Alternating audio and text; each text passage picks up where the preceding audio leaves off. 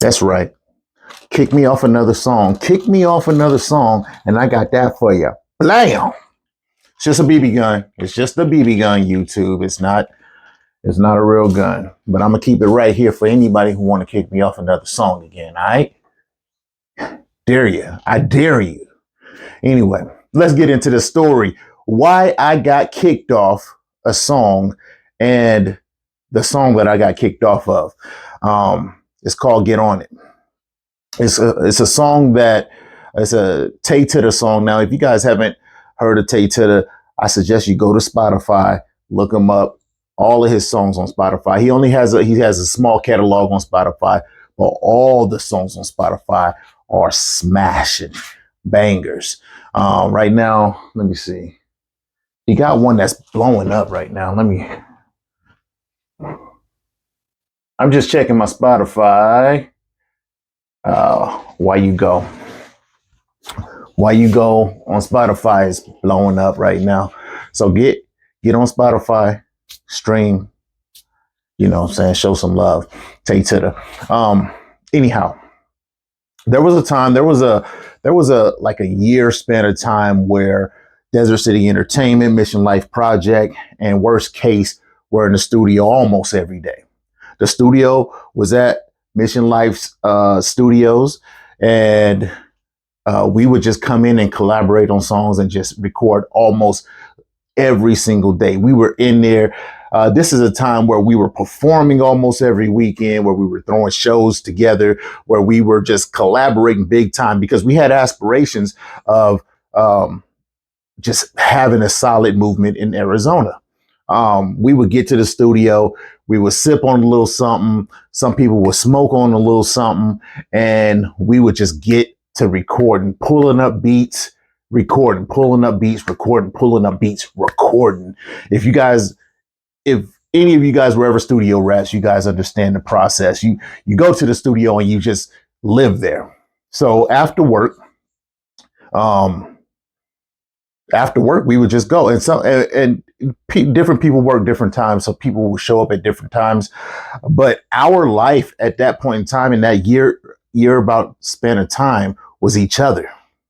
You know, hitting the studio, recording. By the time we would come back to the studio, because it was Mission Life Studio, this incredible artist by the name of J-Dub, he would have some tracks laid up that he had done, and he'd be like, "Listen to this." And J-Dub isn't on Spotify. He hasn't uploaded any of his music. This dude's been over 20 years in the game. He's been with bands. He's been with ska. I think it's called ska groups, solo MC, group MC. One thing that the first time that I met J-Dub, he was with this, and this isn't about J-Dub, but you know, I go down these roads. Bear with me. Look him up. See if you can find anything on J-Dub. He was with this group called, if I'm not mistaken, Kind Buds. Let me tell you about Kind Buds real quick. Give me 10 seconds to explain. Kind Buds, musically, lyrically, was the best, and I believe they called their music ska music. I'm not 100% sure on that part. This is years ago. I'm talking about probably 20 years ago, probably 20 years ago. Anyway, the music that they were creating was positive, lyrical, and they weren't rapping, they were singing, but the lyrics every lyric meant something. That's where I met J-Dub. He was writing the music for that group, and to me, I always call him a genius when it comes to that pen. If you give this dude an ounce of peace and a magnificent amount of time, I'm sure he's one of the dudes that I know here in Arizona will make a platinum album without question. Platinum album without question. Anyway, back to when I got kicked off. Let me get my gun, bro. Let me get my gun, bro. Okay. It's a BB gun, YouTube. I ain't gonna hurt nobody with that. Back when I got kicked off this song. So we're going to Mission Life Studios, Mission Life Project Studios every single day. Desert City, Mission Life Project, worst case scenario. We're going to the studios every day. We're just busting out hits, just hit after hit after hit.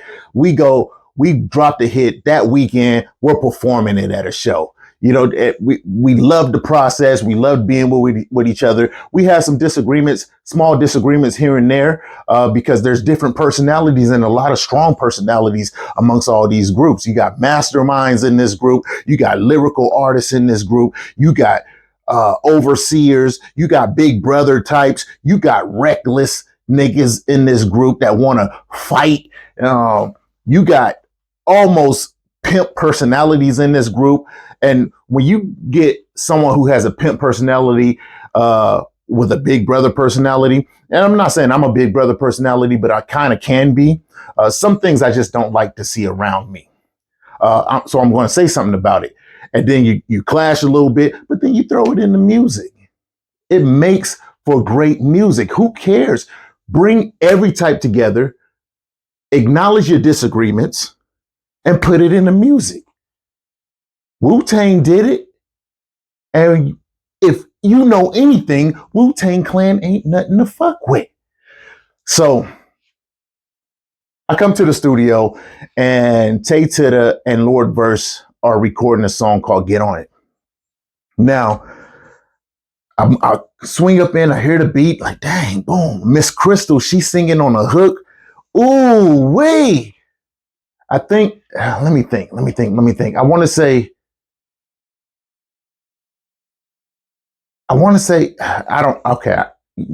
this is so long ago, but I want to say Miss Crystal sung the hook first. So you hear the beat and you hear Miss Crystal on the hook, and it's just like, oh my goodness, I gotta be on this song. And the song is called Get On It. I got this mic on, so I'm gonna lower my key real quick. The song is called Get On It. I entered the studio. They're in the studio recording it. And this is a time in the studio, like I said, we were going to the studio every day, and I was fed up with writing. So I started writing in my head. You know, all the MCs at that point in time, just like I said, almost 20 years ago, maybe let's say 15 years ago. I don't know. Anyway, all the MCs, no, it had to be like 20. All the MCs were recording in their head at the time. No, probably 15. I'm not going to wrestle with that right now.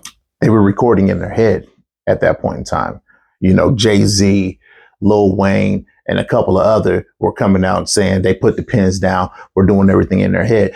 And I got tired of writing everything and trying to read it while I'm catching a feeling in the booth. I already have a minor negative ideation with reading publicly from a scenario that happened when I was in like the first grade. That's always stuck with me.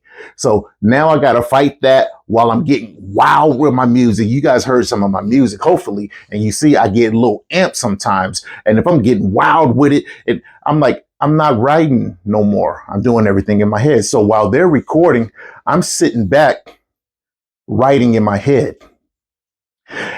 They didn't say I can be on the song. First off, they didn't give their approval. They were going to hit it with 2 verses. The beat is cut out for 3, but they were going to hit it with 2 and just fade it out. You know how us MCs do. We can make that work. So they didn't know. They didn't have an idea that I wanted to be on the song because I'm sitting back and I'm just listening, writing in my head. And I'm like, ooh, I'm going to kill this. And I just went, I didn't go with, the song is about, people saying they want something, but not really going hard after it. That's kind of what the song is about. But I heard the beat and I heard words just pop up in my brain like, I need to go ahead and kill this right now. Let me get a little piece of that. I'm beasting that. Food for the thought. I'm eating that. Hip hop's in my heart. My beating that. Cooking up hot flows. My feet in that. That it just popped in my head, right? So I'm like, okay, look, when they're done, I'ma just tell J-Dub to record me on the last verse. Once again, they didn't give me permission to be on the song. So, you know, I'm sitting there, I write my 16 in my head. Actually, I wrote 12 in my head because I counted the bars wrong. Like this was probably my second song that I was writing in my head. When I'm writing on paper, I got a way of counting bars. When I was writing in head, this is like I said, my second song writing in my head. I didn't count the bars right. So I wrote the first 12, then I had to go back and come back and write the last 4. Anyway, all in my head though. So they clear out, boom. They go out, have a little drink, a little smoke or whatnot. While they go out, have a little drink of smoke, I hit J-Dub. Hey, J-Dub, let me smash that last verse. By the time they done drinking, smoking a little something, they come back in, they gonna hear me on the verse. I'm gonna smash this verse. Okay. Cool. Anyway, boom.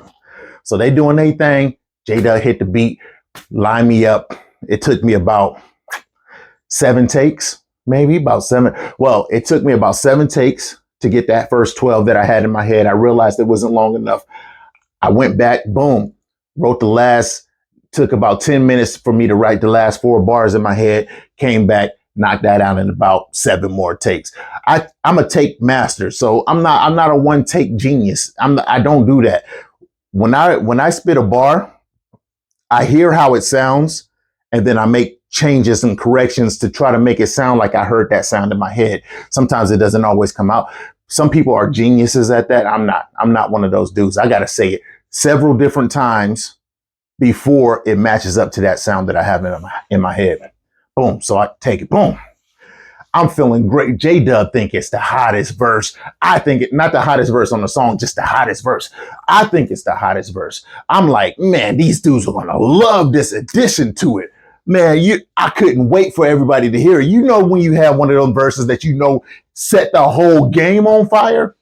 This is one of those verses that set the whole game on fire, I thought. So Tay Tutta and Lord Verse come back in that joint. Woo! And we like, hey, come here, boy. Hey, play the song, bro. You know, I'm sitting back. You know what I'm saying? I feel like a king. My chest is out. You know what I'm saying? So I'm like, okay, cool. They gonna listen to the joint. They gonna love it. We got a song. My verse comes on. Let me get a little piece of that. I'm beasting that. Food for the thought. I'm eating that. Hip hop's in my heart. My beats in that. Cooking up pop flows. My feet in that. Like that first part right there. I expected niggas to be giving me the stink face. You got to remember, this is 15 to 20 years ago. I expect niggas to give me the stink face. I thought with the beat, it went so well with the beat. All I see, I looked over, dog, J-Dub feeling it. I'm feeling it. Lord Verse was even feeling it, but it's Tay Tutta's song. I looked over at Tay Tutta. This dude, he's like a college professor grading somebody's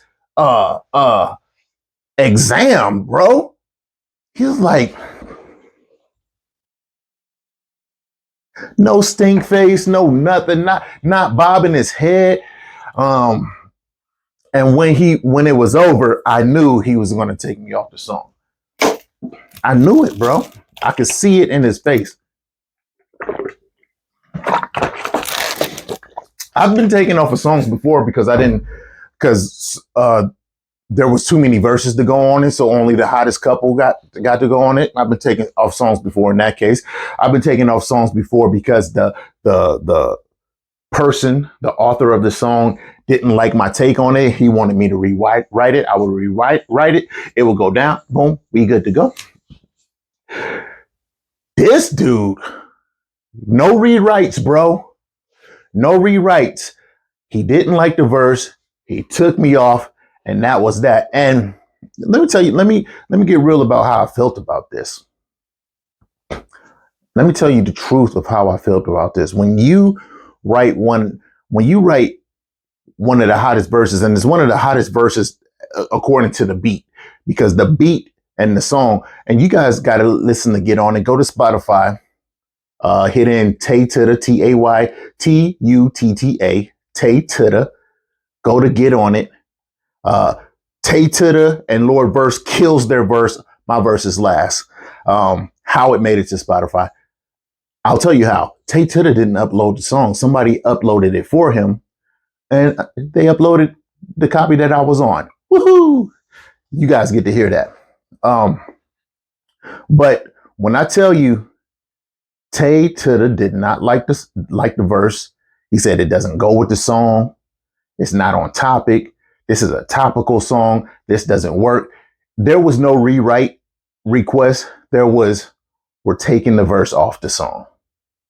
It's just going to be Tay Tutta and Lord verse. And I felt like,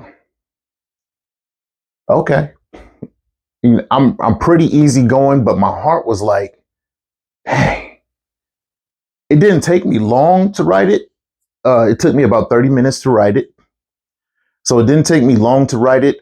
I wasn't 100% invested because I wasn't invited to be on the song. It was kind of like, surprise, I killed that shit. Did you love it? And they were like, Lord Verse liked it, but Tay Tutta was like, surprise, you didn't kill it. I do not like it. Let me make sure my mic's on because I'm doing a lot of talking. Sometimes this mic turns off and then the video is silent and I be mad as you don't know what. So I wasn't butthurt. I wasn't hurt. I was confused. Honestly, I didn't acknowledge it. I didn't acknowledge the confusion. Why? Playfully, of course, we, at this point, we all have had a couple drinks and we always play around playfully. I'm like, oh, bro, come on, man, that joint is hot. But I didn't, as a man would talk to a man, acknowledge, come on, like, you got to put this on, because I feel like it was his song. He gets to do what he wants to do with his song. And I just got to accept that. And I accepted it. There was never any hard feelings in the studio. We took people off of songs. We put people on songs. We had to do mixtapes, and we always had to choose the hottest verses to go on a song for the mixtapes because there was a bunch of people in the studio dropping and recording. So it was never any hard feelings. It's just how it went at that time. AZ Treatment. If you guys haven't heard that mixtape, look it up. AZ Treatment. Dope mixtape. Anyway, so I got kicked off the song. I was confused about it. I let it go and I just put more heat into other songs. And J-Dub and we talked about it when everybody cleared out of the studio. Oftentimes it was me and J-Dub, the last ones in the studio. J-Dub, because it was his studio, Mission Life Project Studios, and me because I lived within walking distance. So I just would walk home at 12 at night and sleep, go to work, and do it all again the next day. So we were talking about it, and J-Dub was like, he kind of explained to me that the verse is hot, undeniable. You guys got to go listen to it. Like I said, go to Spotify, Tay Tutta, get on it. It's the name of the song. Tay Tutta is the artist. That's my brother, one of my brothers. He said, and he let me know, yeah, man, the verse is hot, bro, and the verse rocks with the song very well, but Tay Tutta is right. It's not 100% topical. It's just you on there just spitting. And, I was like, I feel that, bro. I feel that. So I got kicked off the song. However, 2 versions were saved. The one with Lord Verse and Tay Tutta. The one that Tay Tutta selected to keep on there and put on his album. And then somehow, some way, the one with Legece, the legend, cleaning it up was saved as well. And that's the one that got uploaded to Spotify. You guys get to listen to it and let me know. Go listen to that joint. It's probably on YouTube as well. Tay Tutta, look up Tay Tutta on YouTube. Go listen to it and let me know. Was that verse hot or was it not? Let me know. Go listen to it right now. Come back and comment. Was that verse hot or was it not? Legece the legend. Till next time, let's get it.